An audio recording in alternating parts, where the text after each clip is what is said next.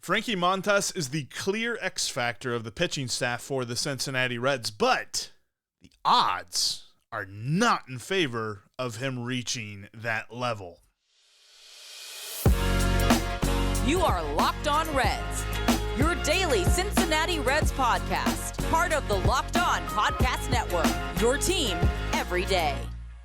You are Locked On Reds, and my name is Jeff Carr. Thank you so much for joining me here today. I am a lifelong Cincinnati Reds fan that has turned an addiction to this team into information for you. This is going on now my 6th season hosting this podcast, bringing you daily Reds content as part of the Locked On Podcast Network, your team every single day. And I want to thank you for taking time out of your day to listen to some Reds talk. I encourage you, if you're listening, hit me up on Twitter, or if you're watching here on YouTube, put something down in the comment section. Literally anything. It helps the algorithm, whatever you say. If you agree with me, if you disagree with me, most people tend to disagree with me, but that's okay, because we're talking baseball, and it's fun.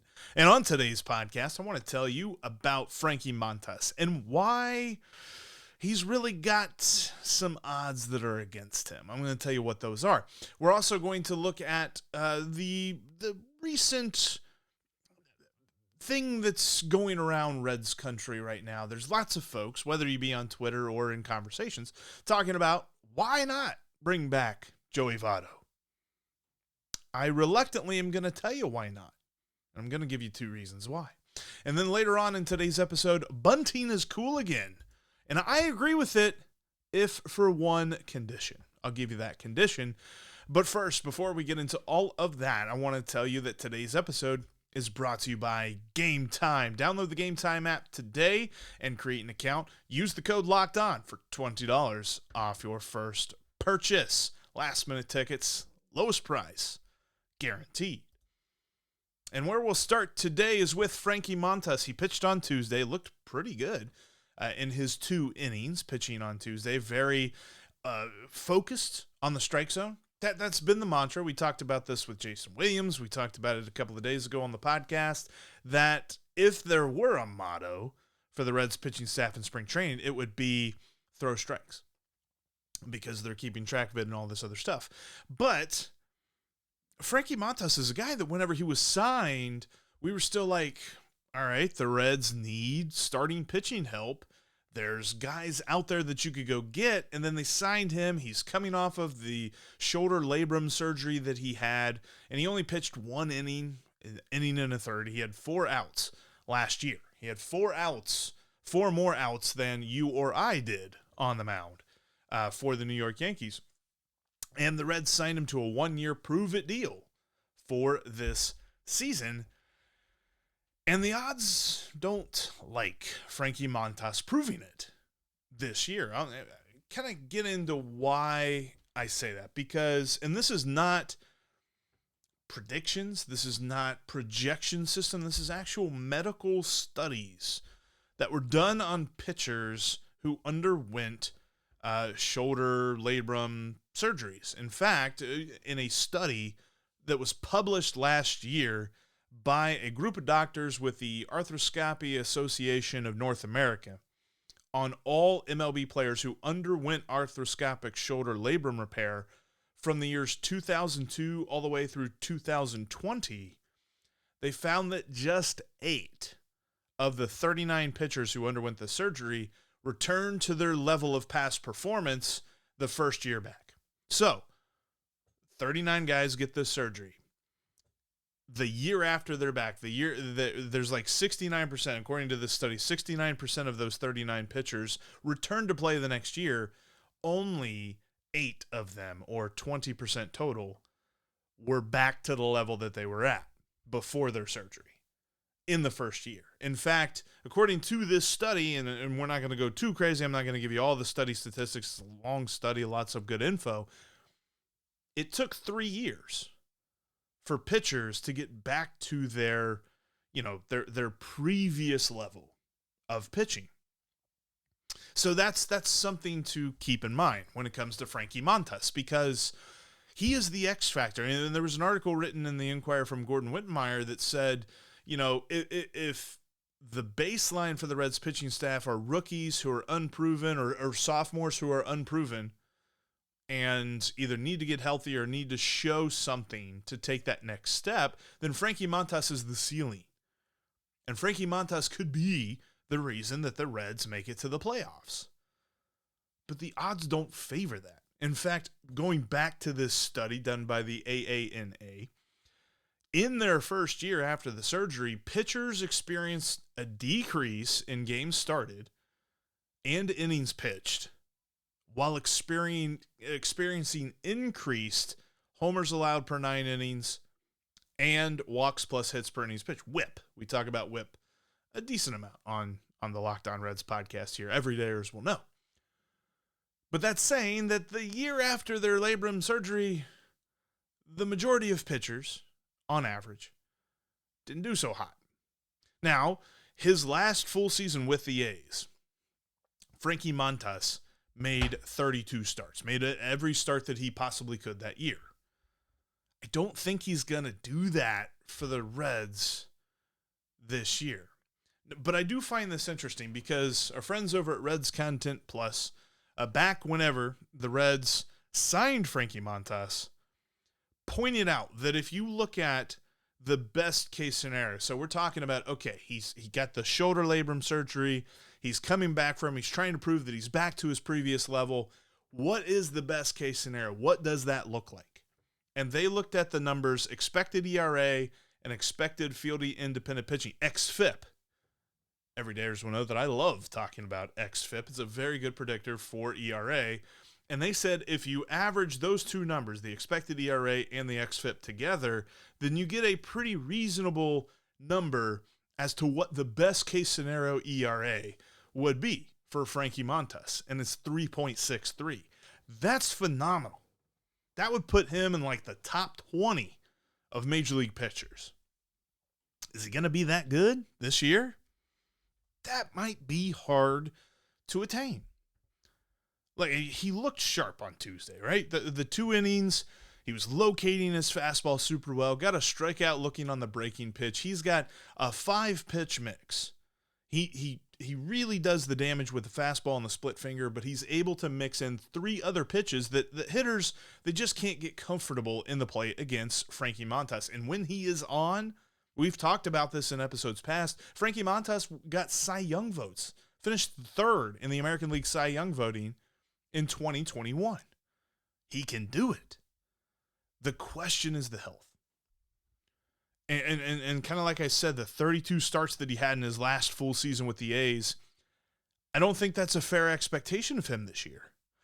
I think, and what I'm looking at, if I'm looking at the 2024 version of Frankie Montas on the Cincinnati Reds, I'm predicting 25 starts and a 3.9 ERA. Look, that's still really good, right? Compared to last year where the Reds pitching staff, starting pitching staff in particular, was very not good, inept, rough. They need a guy like this. He's just not going to be that 30-start guy. And I'm still a little bit optimistic on it because there are some projection systems that have him around 4.0, 4.1 on the ERA. But look, the thing about this is, and I know this is a low bar and this is not what we're trying to compare every pitcher to here, but if you're telling me we're going to get 25 starts of Frankie Montas, even if it's a 4.1 ERA, 25 starts at 4.1, that's still miles better than what we got out of Luke Weaver. And I think that the Reds are going to replace other guys as well. One of the big things, and I've seen a lot of people rail on this in the comments section on social media of like, well, the Reds aren't going to be good. Did you see their starting pitching last year? Did you see their pitching last year? It was horrible. All the injuries, all the guys that weren't here are healthy and ready to go. And then you add Frankie Montas in this. Look, if he can join that 20%, 8 of 39 pitchers for 18 years of study for shoulder labrum surgeries, could he be that guy that returns to his past performance? Sure. But we probably see a measured version of that. As optimistic as I love to be, I love to take the most optimistic point of view. Look, he is up against the odds, right? And in all due respect to Han Solo, I'm going to tell him the odds. They're not that great. Because, yes, it's nice to say, well, 20% of pitchers, but you're looking at the glass 20% full. Are you looking at the glass 80% empty? It's going to be interesting to see how Frankie Montas does that. Let's switch gears a little bit here because there's folks asking this question, so I'm going to ask it. Why not bring back Joey Votto? Reluctantly, I got 2 reasons why they shouldn't. I'm going to give them to you coming up next. Before we do that, though, I want to tell you about Game Time, one of our sponsors for today's podcast, because you can take the guesswork out of buying tickets with Game Time. Steve and I use this all the time. I love going down to the banks, whether it be, Holy Grail, Yard House, Jefferson Social, all the different places that are down there, posting up pregame and waiting to the last second to get tickets, because Game Time is built for people who wait to the last second, because they got the last minute tickets at the lowest price guaranteed.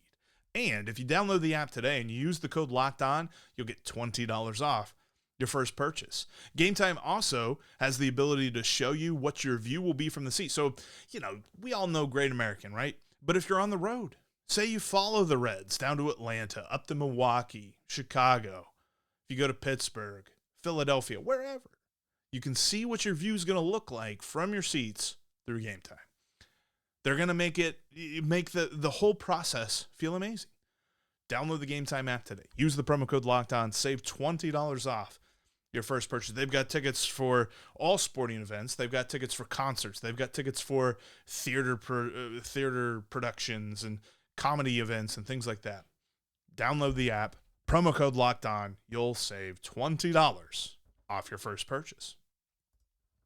Locked On has launched the first ever national sports 24/7 streaming channel on YouTube.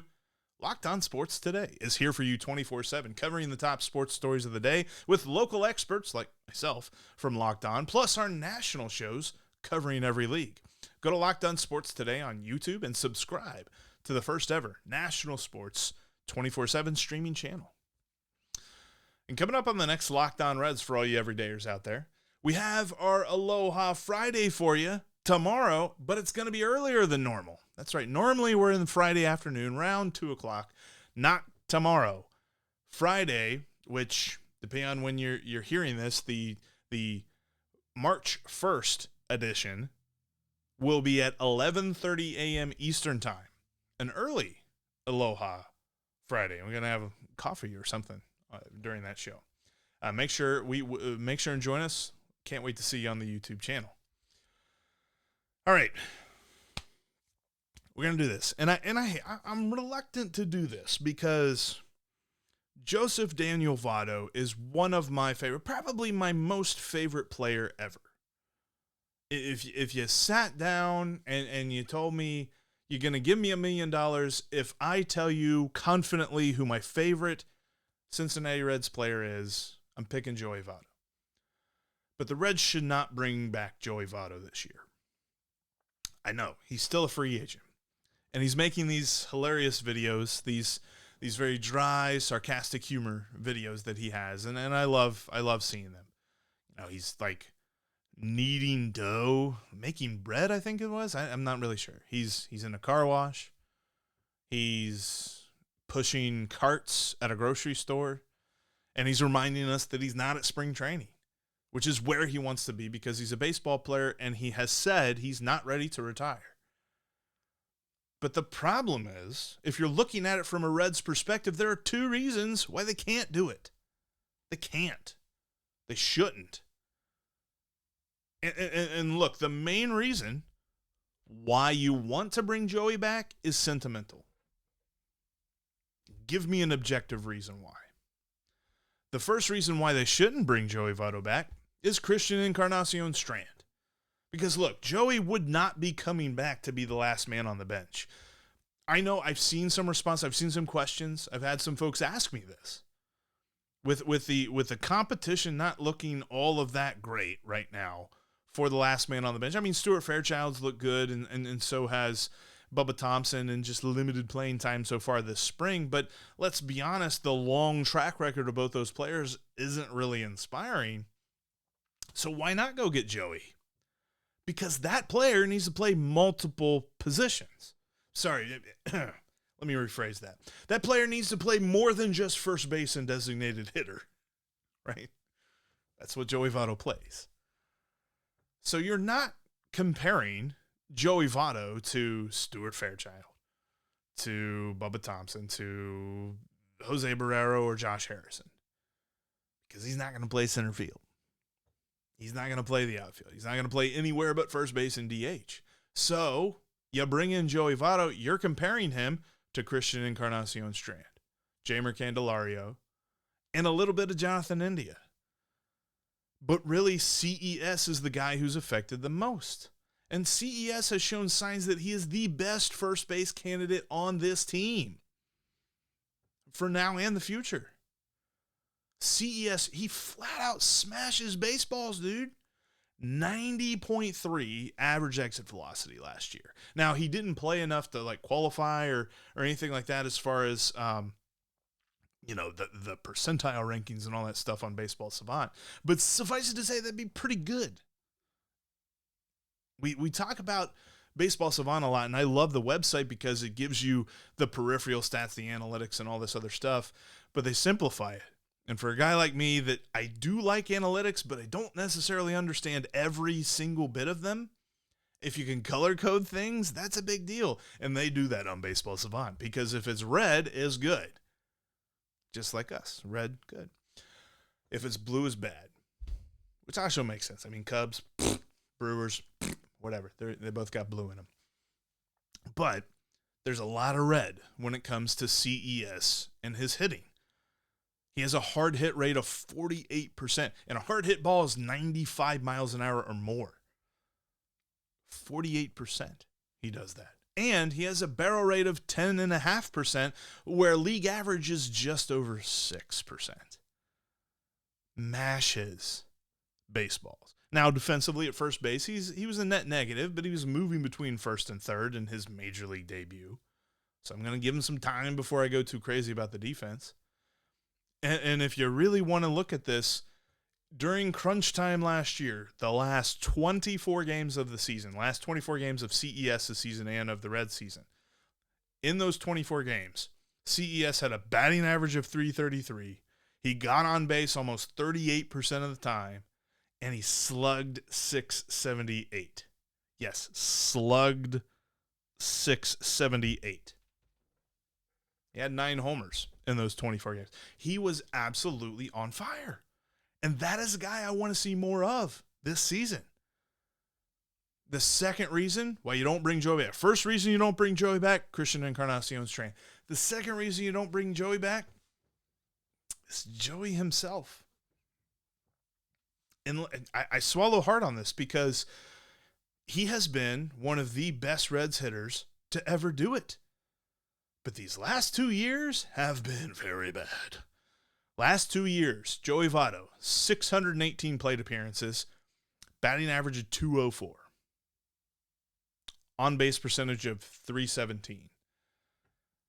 And wait for it, slugging percentage, .394. It's not good. Plus, and this will be something that I could see some folks arguing about a little bit between CES and Joey, is that, well, CES strikes out a bunch, 28% of the time. You'd like to see that come down a little bit. Joey Votto struck out 25.7% of the time over the last 2 years, not just last year, but over the last 2 years. I don't see how this objectively makes sense, because CES is going to play mostly first, some third, some DH. Jamer Candelario is going to play first base for the majority of the time that CES doesn't. And then he's also going to play third base and DH. Jonathan India has reportedly been in the mix to play first base as well. So where does Joey fit into that? And you say, okay, well, you can make a platoon. You could do lefty, righty, that sort of thing. Sure, platoon, you say. Over the last 2 years, Joey Votto has a 199 batting average against right-handed pitching. 77 hits in 387 at-bats. That's not a small sample size. That's a pretty generous sample size.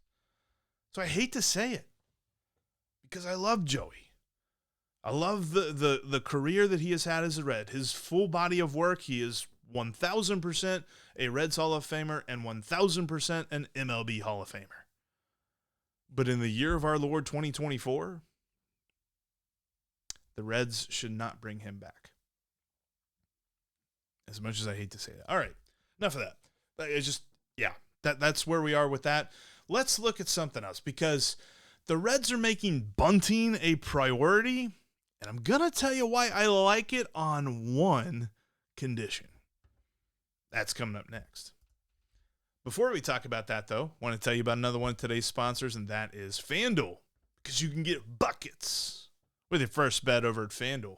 They're America's #1 sportsbook. If you join today, go to FanDuel.com/lockedon and join in. Your first $5 or more wager that wins will get you $150 in bonus bets back. That's some crazy odds, man. You're not going to see those odds.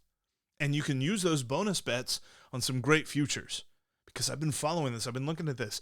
The line for Noelvi Marte to win NL Rookie of the Year has continued to move toward being a big value.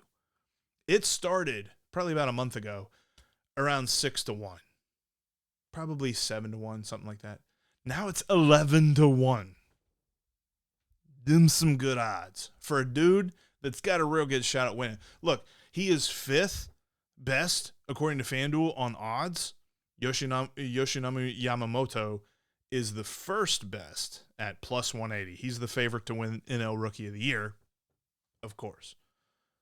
But I think Noelvi Marte might be the best rookie in the National League. Yeah, I'm looking at you, Jackson Churio. Looking at you, Kyle Harrison. Looking at you, Shota Imanaga, Jung-Hoo Lee, all those guys. I think Noelvi Marte is better than those guys.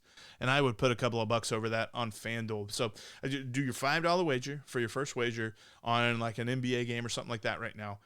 Get that $150 in bonus bets and put them on. I mean, because his bonus bets is free money to bet with. And put them on Noelvi Marte at 11-1 to win NL Rookie of the Year. Do it all today at FanDuel, their official sportsbook partner of the NBA and the official sportsbook of Locked On. You know, in between episodes, you can follow us on Twitter, X. You can follow me at Jeff Carr with 3 Fs. You can follow Steve at S. Offenbaker with 2 Fs. And you can follow the show at Locked On Reds. There's no Fs in that. By the way, and just to tease back, because I haven't done that yet, but if you didn't check out the episode that we had with Jason Williams, go check that out. That was a fantastic Reds conversation. We even got into, really later on in the show, we got into a great conversation about, what long-term contracts might look like, what this roster might look like for the future. If you missed that, go back and check it out. Had a great conversation. Reds sports columnist for the Cincinnati Enquirer, Jason Williams, joined the show on yesterday's episode. Bunting is back for the Reds. And I like it on one condition because there's been a lot of great reporting out of Goodyear, and Charlie Goldsmith had this great article about how the Reds are utilizing former All-Star Brett Butler. Brett Butler had a pretty solid career, 17 years. He hit .290, and he got on base 37% of the time. He was a multiple All-Star. He was a good player.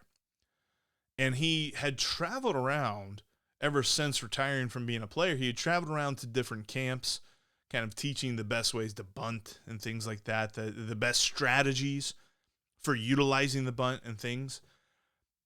But as the calendar turned into the year 2000 and beyond, really the mid-2000s and late 2000s, teams stopped bunting. And quite honestly, it's all about, how much they were doing the sacrifice bunt. The Reds barely did it at all whenever David Bell began as manager. And I like that. I'm not advocating for the sacrifice bunt. What I want the Reds to do And what I want to see, and hopefully this is what they're really going to be doing it for, is I want them to use it to get on base. The Reds last season were actually tied with the Blue Jays for the second most bunt hits in the majors. Number one was the Giants at 24, and then the Blue Jays and the Reds were right behind them with 20. Now, the thing of it was, they were only successful getting a bunt hit 37.7% of the time. That was like 11th in the league. If they can improve that and put it in their arsenal, and I'm not just talking about TJ Friedl. Think of Ellie. He's got more speed than Billy Hamilton. I would have loved to see a foot race between Billy Hamilton and Ellie De La Cruz, but he's faster than Billy. And Billy was never really that good at bunting. Think of if Ellie could add that to his game. Yes, I still want him to hit 40 home runs. But can you imagine a guy like Ellie who's got that power, who's got that fear that he can put into opposing pitchers and opposing defenses, that this ball's coming at you hard. Then he drops down a bunt, down the third base line, and he's on first before anybody touches it. And I even mean the catcher, too. If Ellie can get good at pinpointing a bunt, his on-base percentage might be north of 400. And we might be talking about MVP level on-base percentages. Then he steals, then he gets runs. That sort of damage that he can do on the base paths, and you're going to be able to do it by bunting. I mean, that gets me excited, just that part of it. But Brett Butler has become, as Charlie Goldsmith reports, the bunting coordinator for the Reds. In fact, he was very hands-on with the team. It was with the major league hitters and some of the top prospects and stuff like that, as he kind of converted one of the Reds' bullpens into a bunting field there out in Goodyear. He had white lines that he had sprayed onto the grass between the mound and home plate to represent a target range for bunts. And then he also placed one bucket down each foul line to represent a more pinpoint place to aim, to bunt the ball into the bucket. And I'm sure these are drills, like, probably more extensive, but drills that you would see like high schools doing and things like this. But it's something that if you really were just sitting down and watching a game, if you're at the ballpark or something, having a nice cold beverage and watching the ball game, at some point it would come up and be the topic of conversation would come up and be like, do they even teach these guys to bunt anymore? Got an answer for you. The Reds do. The Reds see this as a weapon that they can add to their arsenal, not only just to get on base, but also to fight strikeouts. Strikeouts have become so commonplace in the game. And yes, Ellie strikes out a lot. CES strikes out a lot. We've got high strikeout percentages for some of our best players. Now, I don't necessarily think CES, maybe he could utilize a bunt hit, but you're looking at your faster players for this. And if that is something that Ellie could do, if it's something that your last guy on the bench, if Stuart Fairchild or if Bubba Thompson is replacing TJ Friedl in center field for a game, they've got the speed that they could drop down a bunt and get on first base. Then you turn the lineup over and you keep on churning. That's awesome. That's what I want to see. I'm not advocating for the Reds to bump up the sacrifice bunts. That we've talked about that before ad nauseum here on the podcast. The math and the numbers don't make sense. Probabilities, run scoring potential, it doesn't make sense to do sacrifice bunting. But if you can get guys like TJ Friedl, Ellie De La Cruz, if Fairchild or Bubba Thompson's in, maybe even Noel V. Marte could do this from time to time. I'm not advocating for them to bunt instead of hitting, but in a strategic situation where they could really do some damage and get on base, this is a good thing. And I think that's really how the Reds are going to employ this. Because Brett Butler was a guy during his 17-year career, he had an on-base percentage that was 80 points higher than his career batting average. He was just super good. Now, he was super good at not striking out, but he also had 245 career bunt hits. add that to Ellie's total. Woo, he's going to have a fun career, man. Ellie's going to have a fun career, and I really think the Reds are positioning him for success, and this is just another of the long list of things that they're doing to help him out. And that's where we're going to wrap up today's this edition of the Locked On Reds podcast. Thank you so much, as always, for making us your first listen every single day. Every day is coming up on the show tomorrow. We got Aloha Friday, a little bit earlier on a Friday. Instead of Friday afternoon, it's going to be late Friday morning at 11:30 a.m. Eastern Time. Hope to see you on the YouTube channel as we let you drive the ship. Questions, answers, your takes. How do you feel about all this? Let us know on tomorrow's podcast, because we will be locked on Reds every single day.